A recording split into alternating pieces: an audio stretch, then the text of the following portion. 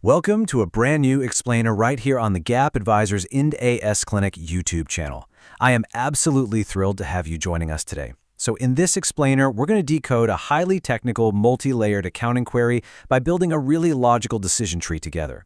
If you've ever found yourself totally tangled up in the overlapping web of Indian accounting standards, specifically Ind AS 109, 27, and 28, well, you are in exactly the right place. We're going to break this all down clearly and logically. So let's just jump right into it.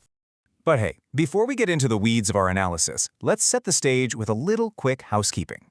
Today's explainer actually discusses an issue featured in the 223rd edition of the Gap Advisors Task Weekly newsletter, which is brilliantly authored by C.A. Manish C. Iyer, director at Gap Advisors, and published on LinkedIn. Now, as we walk through this, just keep in mind our standard baseline assumptions. The functional and presentation currency is the Indian rupee, and our reporting period begins on the 1st of April and ends on the 31st of March. And finally, just a standard disclaimer here.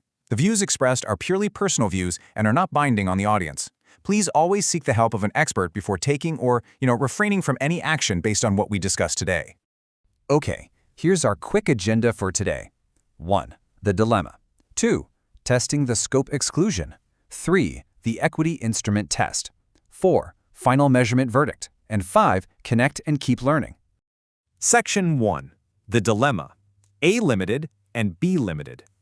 Let's dive right into our case study involving an investor A limited and its associate B limited. Setting up the exact facts of a case is literally the most critical first step in accounting. Now, what's super interesting here is the specific nature of the instrument. A limited has invested in B limited, but not in just some plain vanilla equity. No, they hold 0% non-cumulative redeemable preference shares. So the burning question A limited is asking is this: do we have the option to simply measure this investment at cost without making any fair value adjustments to these preference shares in our financials?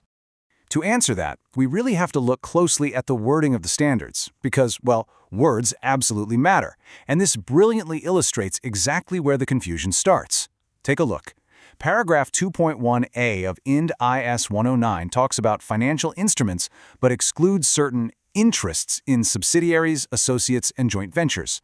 But then, paragraph 10 of Ind AS 27 uses the term investments in subsidiaries, joint ventures, and associates. This discrepancy begs a huge question. Are all interests considered investments for the application of Ind AS 27? We need to figure out if this specific preference share falls inside or outside the scope of Ind AS 109. Moving to Section 2. Testing the scope exclusion. Does it bypass Ind AS 109?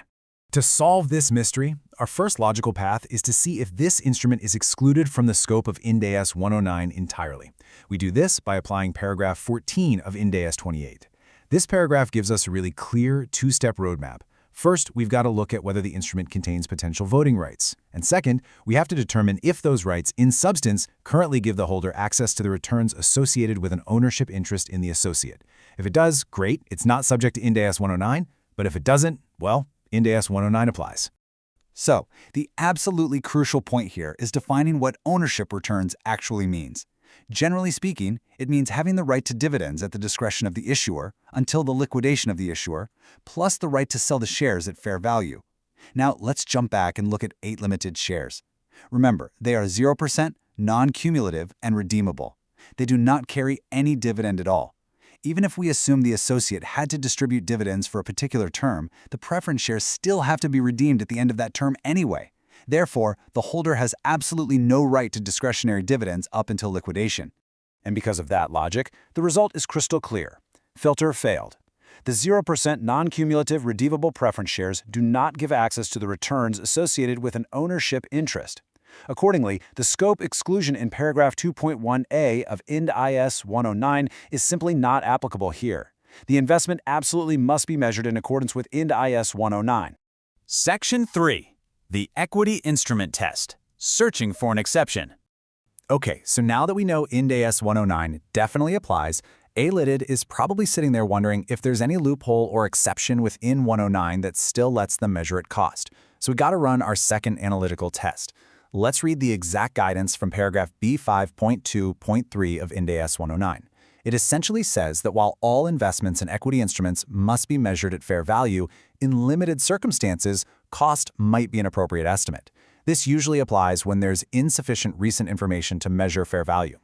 Now, this paragraph offers a little glimmer of hope for A-limited, but notice the catch. It strictly applies to investments in equity instruments. So, the big question. Are A-limited's preference shares actually equity instruments? Well, the fundamental feature of A-limited's preference shares is that they are redeemable. And what does redeemable mean in accounting terms? It means the issuer has an unavoidable obligation to deliver cash at the end of the term. And anytime there is an obligation to deliver cash, the instrument is classified as a financial liability. It is not equity. Because they fail the equity test entirely, that permission to measure at cost under paragraph B5.2.3, yeah, that is completely off the table. Section 4. Final measurement verdict. The bottom line for A-limited. Failing both the scope exclusion path and the equity instrument test leads us straight to a definitive, undeniable accounting conclusion. A-limited absolutely does not have the option to measure this investment in 0% non-cumulative redeemable preference shares at cost. No way. Instead, A-limited must measure the investment at fair value through profit or loss, or FVTPL, in strict accordance with paragraph 4.1.4 of Ind AS 109. It's a really great example of how following the logic tree of the standard step by step removes all the guesswork, right? Section 5. Connect and keep learning. Empowering your audit documentation. You know, documenting complex logic paths like the one we just went through is absolutely crucial, especially for statutory auditors who need to formally document how they addressed any issue relating to the application of Ind AS. And there is a remarkably powerful resource available to help you do exactly that. The issue and response we just discussed is actually from the issue repository on gapadvisors.com. This incredible platform hosts over 4,500 issues and their responses on Indian accounting standards and Indian GAAP. Any person can register for free and submit issues for a detailed response delivered directly to the inbox of the email registered with gapadvisors.com. This is particularly useful to auditors who need that rock-solid audit trail. Also, if you are registered on LinkedIn, please subscribe to the Task Weekly newsletter for free. Till date, over 230 editions of the weekly newsletter have been published. Thank you so much for your time today. If you found this logical breakdown helpful, I would love it if you could like the video, add a comment with your thoughts, and subscribe to the Gap Advisors Ind AS Clinic channel if you aren't already subscribed. I'd also like to request you to share this video widely among your contacts, colleagues, your audit and finance teams, and especially students pursuing their CA course. Let's work together to spread the knowledge of Indian accounting standards. Finally, if you want a really deep dive into the nuances of the issue we dealt with in this video, connect to the Gap Advisors Ind AS Clinic podcast, which is available on Spotify, Amazon, or right here on YouTube. As you navigate your own financial statements this week, I want to leave you with this provocative thought. Always remember how a single word in a contract, like redeemable, can entirely transform your financials. Stay curious, stay structured, and I'll catch you in the next explainer.